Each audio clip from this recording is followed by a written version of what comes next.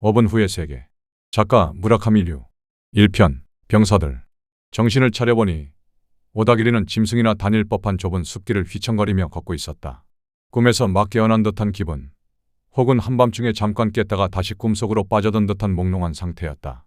길은 진창으로 질퍽거렸고 스니커에는 더러운 흙탕물이 스며들어 발끝이 축축했다. 지독한 추위가 몰려왔지만 오다기리는 이 몽롱한 의식이 추위 때문이라고 생각했다.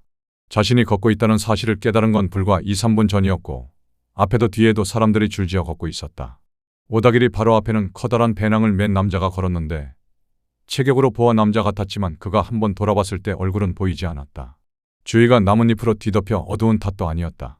그 남자는 방독면을 쓰고 있었고 그의 앞에도 또 그 앞에도 거의 같은 간격으로 사람들이 걸었다. 진창길은 꾸불꾸불했고 양쪽엔 크고 작은 덤불이 이어져 시야가 좁아 행진하는 사람이 몇 명인지 아니 몇십 명인지 알 수 없었다. 그들은 걷는 게 아니라 마치 끌려가듯 움직이고 있었다. 1분 전쯤 앞에 앞을 걷던 젊은 사내가 일본어가 아닌 말로 무언가를 외치며 걸음을 멈췄다. 그러자 앞에 방독면 남자가 멈췄고 오다기리도 걸음을 멈췄다. 그 순간 어디선가 그림자처럼 나타난 병사가 젊은 사내의 관자놀이를 주먹에 새끼손가락 쪽으로 세게 치자 사내는 길 아래 1미터쯤 낮은 덤불로 쓰러졌다. 몇 초 뒤 병사는 그에게 소총을 겨누었고 사내는 황급히 일어나 관자놀이를 누르며 다시 길로 올라와 걸음을 재개했다. 병사는 행진이 재개된 걸 확인하더니 오다기리 곁을 스쳐 후방으로 사라졌다. 눈이 침침한 건지 어딘가에서 연기가 피어오르는 건지 안개가 낀 건지 가는 비가 내리는 건지 주위는 저녁 무렵처럼 어둑해서 마치 낡은 흑백 영화를 보는 듯했다. 하지만 방금 병사의 빠른 움직임과 스피드는 시야가 나쁜 것만으로 설명할 수 없었다. 그 병사의 몸놀림은 완벽했고 오다기리는 왜 우리가 말없이 끌려가고 멈추기만 해도 얻어맞는지 여긴 어디며 자신이 왜 여기 있는지 의문을 품었지만 그 의문도 잠시 병사의 놀라운 움직임에 매료되어 모든 걸 잊어버렸다. 추위 때문에 이가 딱딱 부딪혔다. 바깥 기온이 낮은 건 아니었지만 오리털 재킷으로 상체는 따뜻했어도 흙탕물이 스며든 발끝에서 냉기가 온몸으로 퍼졌다. 이건 보통 추위가 아니었다. 진흙, 물, 식물, 공기에서 물리적 온도와 다른 날카로운 차가움이 느껴졌고 마치 모든 것이 뾰족한 분자로 이루어진 듯했다. 갑자기 땅울림과 함께 숲 전체가 흔들리며 나뭇가지와 잎에 맺힌 물방울이 소리를 내며 떨어졌다. 오다기리는 놀라 오줌을 지릴 뻔했고 그 자리에서 주저앉을 뻔했지만 행진은 멈추지 않았다. 병사의 인상이 그를 억눌렀고 주저앉으면 그 병사가 그림자처럼 나타나 두들겨 패겠지 하는 생각이 스쳤다. 문득 그 병사와 비슷한 움직임을 과거에 본 기억이 떠올랐다. 브라질 축구의 전설, 펠레였다. 7, 8년 전 은퇴한 펠레를 만났을 때 그는 평범한 흑인 아저씨 같았지만 1970년 월드컵의 전설적인 슛을 묻자 그는 웃으며 그 동작을 재현했다. 오다기리를 수비수로 삼아 오른쪽에서 왼쪽으로 페인팅을 걸었고 순간 눈앞에서 사라졌다. 1미크론의 낭비 없는 최고로 매끄러운 움직임이었다. 그 병사도 그랬다. 사람을 두들기고 총을 겨누는 모습은 완벽한 댄서 같았다. 오른쪽 덤불에서 화약 냄새가 코를 찔렀지만 숲은 고요했고 벌레도 새도 울지 않았다. 오다기리는 시계를 보려 했지만 등줄기에 공포가 스며들어 동작을 멈췄다. 누군가 자신을 감시하고 있었고 쓸데없는 행동을 하면 그 병사가 나타날 것 같은 예감이 들었다. 철벅, 철벅, 철벅. 스니커는 진흙에 젖어 맨발로 걷는 것과 다름없었다. 체온은 점점 빼앗겼고 몸은 떨렸지만 의식은 선명했다. 나는 죽은 걸까? 오다기리는 생각했다. 이것은 이 세상이 아닌 듯했고 사후 세계라면 재판소에서 천국과 지옥으로 갈릴 터였다. 하지만 그는 자신이 갈 곳을 알았다. 지옥이었다. 14살에 숙부를 스패너로 반쯤 죽이고 집을 뛰쳐나온 뒤 살인과 강간을 제외한 온갖 범죄로 살아왔다. 조직에 가입하진 않았지만 조직을 이용한 적은 많았다. 소년원에서 왼쪽 눈이 실명 직전까지 린치를 당했고 다시는 구속되고 싶지 않아 위법 행위의 경계에서 사기와 협박을 일삼았다. 30대 중반 포르노 비디오 회사를 차렸고 몇 년 만에 큰돈을 벌었다. 펠레를 만난 것도 그 무렵이었다. 100명이 넘는 여성이 끔찍한 일을 당하는 현장을 봤고 불황으로 회사는 망했지만 타인 명의로 부동산을 사둔 덕에 최악은 면했다. 준코는 깜짝 놀라겠지. 오다기리는 함께 살던 전 포르노 배우 준코를 떠올렸다. 지옥에서 전화라도 걸 수 있다면 그는 잠시 원기를 찾았지만 죽은 게 맞는지 언제 죽은 건지 지옥에서 또 린치를 당하는 건 아닌지 생각하며 다시 우울해졌다. 문득 조깅하던 기억이 떠올랐다. 하코네의 별장에서였다. 강간물 비디오로 돈을 벌던 시절 200평의 주문 건축 별장을 샀다. 준코와 놀러 갔고 아침에 목욕 후 베이컨 에그를 먹고 점심 무렵 조깅을 나갔다. 별장 지대를 달리던 기억까지만 떠올랐다. 자동차에 치였던 걸까?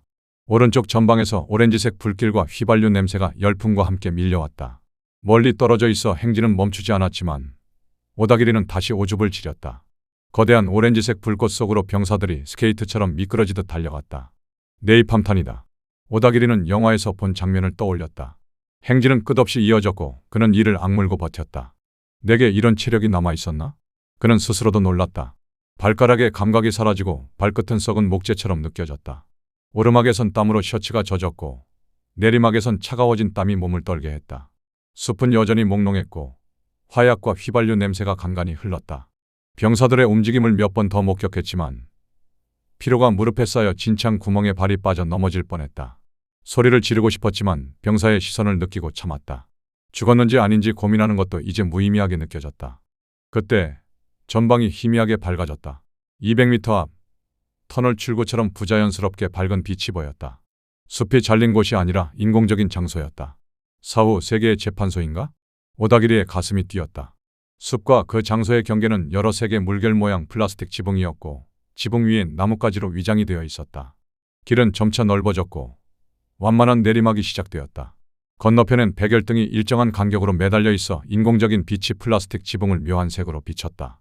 진창은 사라지고 흙은 단단히 다져져 있었으며 군데군데 자갈과 콘크리트가 깔려 있었다. 행진하던 사람들은 백열등이 비추는 지하 광장에 모였다. 오다기리도 그 속에 섰고 뒤에서 100명쯤 더 들어와 농구코트 크기의 광장은 사람으로 가득 찼다. 하지만 아무도 입을 열지 않았고 헛기침도 하품도 없었다. 옷 스치는 소리와 수백 명의 숨소리만이 숨막힐 듯한 긴장을 만들었다. 4분의 1 정도가 방독면을 썼고 그들은 소리를 내지 않으려 조심스레 방독면을 벗었다. 마치 최고 수준의 교향악단이 연주 직전에 침묵을 지키는 듯했다. 광장을 둘러싼 병사들은 헬멧 때문에 얼굴이 잘 보이지 않았지만 일본인 같았고 육상 자위대 전투복과는 다른 색과 디자인이었다. 가만히 서 있어도 그들은 강렬한 의지를 뿜어냈고 규칙이 깨지면 1mg의 망설임 없이 가장 단순한 방법으로 삶과 죽음을 가를 의지였다. 오다기리는 그 기운을 뚜렷이 느꼈다. 사후 세계의 군대인가? 철저히 단련된 자들이다. 차렷! 맑은 음성이 광장에 울렸다. 앞쪽에 베니어판으로 만든 작은 방이 보였고 수백 명이 일제히 몸을 굳히고 똑바로 섰다. 남자와 여자로 갈라져라. 여자는 앞을 보고 오른쪽에서 사멸, 남자는 오열종대. 앞쪽 조사실에 순서대로 들어가라. 조사 후엔 조사관의 지시를 따르라. 명령은 즉시 전달되었다. 베니어판 방을 중심으로 8열의 종대가 만들어졌고 공간이 좁아 디즈니랜드 놀이기구나 하와이 입국 관리소처럼 대열은 구불구불 겹쳤다. 작은 방은 8개였고 오른쪽 3개에만 문이 있었다. 백열등이 방 안을 비췄고 간단한 책상과 의자, 조사관으로 보이는 사내들이 앉아 있었다. 오다기리의 줄은 왼쪽에서 3번째였다. 맨 앞 사람이 방에 들어가자 여러 목소리가 광장까지 들렸다. 미통인지 아닌지 먼저 자진 신고하라. 그 다음 검사가 있다. 미통입니다. 오른쪽 첫 번째 방에서 여자의 목소리가 세되게 울렸다. 미통? 버진이란 말인가? 오다기리는 웃음이 터질 뻔했다. 왜 그런 걸 먼저 묻지? 마치 내가 하던 비디오 오디션 같군. 미통이 아닙니다. 그럼 혼인증을 제출하라. 저희 구역에선 혼인증이 발행되지 않습니다. 소비에트 21구입니다. 그 명칭은 현재 사용되지 않는다. 러시아 극동구 3지구입니다. 태어난 곳도 같은가? 그렇습니다. 니이가타인가? 그렇습니다. 그럼 이 백지의 니이가타 항만부의 계략도를 그려. 대강이라도 좋다. 두 번째 방에서도 비슷한 대화가 이어졌다. 검사는 생략한다. 구역, 이름, 나이를 말하라. 올드도쿄, 시마모리 하스미 프랭크, 49입니다.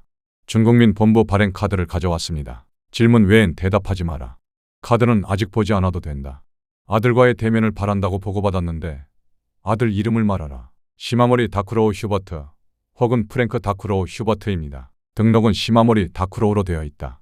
아들은 이제 막 국민으로 등록되었다. 오른쪽 3번째 방에서 중년 여성의 울음소리가 들렸다. 슬픔이라기보단 기뻐하는 울음 같았다. 오다기리는 대화 내용을 전혀 이해하지 못했다. 사후 세계의 재판소는 아닌 것 같군. 오른쪽 4번째 방은 문이 없어 아니 훤히 보였다. 책상에 시커먼 타자기 같은 기계가 놓여 있었고 조사관과 조사받는 이는 책상을 사이에 두고 마주 앉았다. 성명, 구역, 나이를 말하라. 중부 DMZ, 야마다 노부오 맨데오, 26세입니다. 목소리가 작다. 주위를 봐. 8명이 동시에 조사받고 있다. 조사관은 전원 중국민이다. 비국민 주제에 들리지 않는 소리를 내나? 실례했습니다. 오다기리는 문득 깨달았다. 줄 서 있는 사람들 중 대다수가 혼혈이었다. 행진 중엔 추위와 피로, 방독면 때문에 얼굴을 볼 여유가 없었다. 주위를 슬쩍 보니 자신을 제외한 거의 전원이 혼혈이었고 그들은 때때로 이상한 눈으로 오다기리를 쳐다봤다. 실례했습니다. 네 번째 방의 사내가 큰 목소리로 외쳤다. 그런 목소리가 아니다. 쓸데없이 크지 않아도 된다. 내게 들릴 정도면 충분하다.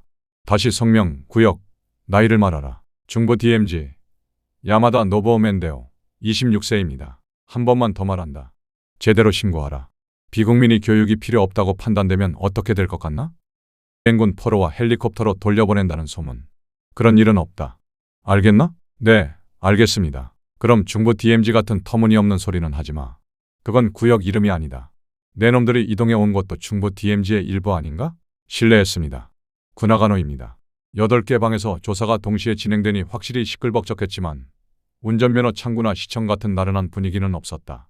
질문은 세세했지만 대화는 무서울 정도로 신속했고 질문의 요지가 명확했기 때문이라고 오다기리는 생각했다. 그렇다 해도 무슨 이야기인지 전혀 모르겠군. 구역, 이름, 나이를 말하라. 구오사카 드세트 다스오 핸드레이, 21세입니다. 중국민 시험에 지원한다고 서류에 적혀 있군. 주위를 보니 줄 서 있는 이들이 웨이스트 백이나 배낭에서 조심스레 서류를 꺼내고 있었다. 역시 사후 세계의 재판소는 아니야. 오다기리는 생각했다. 죽은 뒤에 서류가 필요하다는 이야기는 들어본 적 없었다. 오른쪽 6번째 방에서 드세트 다스오라는 사내가 조사를 받다 간수 같은 자에게 끌려가 버렸다. 눈이 나쁜가? 서류엔 건강하다고 되어 있는데 수면 부족 탓입니다. 중국민 쉘터에 갈 수 있다고 생각하니 어젯밤 잠을. 동공 검사를 한다. 눈은 나쁘지 않습니다. 내 놈은 향연을 너무 했어. 언더그라운드에 가면 죽도록 향연을 할 수 있다고 생각했겠지. 조사는 끝났다. 오다기리는 왼쪽 3번째 줄에 서 있었고 8개 방의 대화를 들으며 시간이 빠르게 흘렀다. 순서가 점점 다가왔다. 그의 앞엔 흑인 혼혈로 보이는 사내가 서 있었는데 귀 뒤쪽에 화상 흉터가 있고 엉덩이에 단단한 근육을 가진 그는 자세를 흐트러뜨리지 않았다. 다음, 소리가 나자 그는 군더더기 없는 동작으로 등가방을 내리고 방으로 들어갔다. 구역, 이름, 나이를 말하라. 올드 도쿄 가조, 20세에서 30세. 일본어는 할 줄 아나? 말할 수 있습니다. 읽지는 못합니다. 구제도 어디에 살았나? 태어난 곳은 웨스트 봄베이 슬럼입니다. 여기에 오기 전엔 LAJ, 라틴 아메리카 정션이었습니다. 등록 카드는 있나? 없습니다. 웨스트 봄베이 슬럼은 도시로서 기능이 없었습니다. 이름이 가주오뿐인가? 슬럼의 교회에서 에이브러햄이라는 이름을 붙였습니다. 언더그라운드를 동경해 스스로 일본 이름을 지었습니다. 사이토나 야마다는 붙일 수 없어 가주오로 했습니다. 나이지리아계 얼굴이군. 모르겠습니다. 2년 전 봄베이 봉기에 참가했나? 했습니다. 유엔군 장갑차 4대를 파괴했다고 중국민 본부에서 보고받았다. 사실은 6대입니다. 무기는 드래건인가? 아닙니다. RPG-7D, 러시아제 대전차포입니다. 중국민 등록 시험을 치러 온 걸 환영한다. 등록되면 정식 번호 외에 이름도 준비된다. 저는 흑인인데도요. 모르는가? 일본국에선 중국민이든 언더그라운드 국민이든 어떠한 의미에서도 차별은 없다. 가즈오가 방 출구로 사라지자 다음 소리가 울렸다. 오다기리는 손발이 떨리고 오줌이 마려웠다. 조사관은 볼이 홀쭉한 초로의 사내로 눈매는 날카롭고 목소리는 쩌렁쩌렁했다. 학자 같으면서도 가장 까다로운 형사 타입 같았다. 오다기리는 숨을 깊이 들이마시고 등받이 없는 둥근 목재 의자에 앉았다. 긴장이 극에 달했다. 이 자리를 모면할 방법은 없다고 각오했지만 꼬장 부리며 태도를 바꿀 수도 없었다. 경찰 취조라면 상황을 봐가며 빠져나갈 방법을 찾겠지만 여긴 그런 속임수가 통하지 않았다. 여기가 어디인지 알 수 없었지만 조사 방식은 단순했고 단순할수록 속임수는 먹히지 않았다. 눈썹 하나 까딱 않고 사람을 죽일 수 있는 분위기였다. 조사관도 전체도 그런 기운을 뿜었다. 조사관은 오다기리는 바지 주머니에서 지갑을 꺼내 운전면허증을 내밀었다. 조사관은 그것을 잠시 바라보더니 구리색의 구식 타자기 같은 기계의 자판을 두드렸다. 기계에서 패널이 나왔고 조사관의 얼굴이 황색빛으로 밝아졌다. 액정 패널이었다. 오다기리가 본 적 없는 형태의 컴퓨터로 코드도 없었고 조잡한 책상, 의자, 벽, 사무복과는 전혀 어울리지 않는 기묘한 기계였다. 이건 뭐야? 조사관이 면허증을 팔랑팔랑 흔들었다. 운전면허증입니다. 왜 이런 걸 위조했나? 다른 서류는 없나? 나는 아무것도 모릅니다. 정신 차리니 행진에 끼어 있었고 뭐가 뭔지 모르는 채 여기 왔습니다. 그렇게 말해봤자 소용없을 거라 오다기리는 직감했다. 다른 서류는 없습니다. 너는 어디서 왔나? 국민병사의 보고에 따르면 돌연 출연했다고 되어 있군. 무엇을 물어도 대답 않고 행진에 끼어들었기에 스파이인지 의심했지만 유엔군의 새로운 구상일지도 모른다고 감시하며 여기까지 끌고 왔다. 나는 돌연 여기에 출연한 거군. 오다기리는 한 가지를 깨달았다. 스파이인가? 아닙니다. 조사관은 서랍에서 금속재 쌍안경 같은 기계를 꺼내 오다기리의 눈에 렌즈를 갖다 댔다. 눈을 감지 마. 동공의 흔들림은 없다. 향연 사용 흔적도 없군. 행진 장소에 숨어 있었나? 아닙니다. 당연하지. 숨는 건 불가능하다. 너는 수상한 점이 많아. 이 위조 신분증에 주소를 복창해봐. 도쿄도 신주쿠구 야라이초 14번지 8호. 세털라이트 맨션 808입니다. 야라이초. 전쟁 전엔 실제로 있던 지명이다. 전쟁 전. 오다기리는 이 장소의 비밀에 조금 스친 듯한 느낌을 받았다. 지갑에서 1만엔 지폐를 꺼내 조사관 앞에 내밀었다. 조사관은 안경을 쓰고 지폐를 몇 번이나 앞뒤로 살피더니 고개를 저었다. 너는 누구냐? 창과의 혼혈이 아닌가?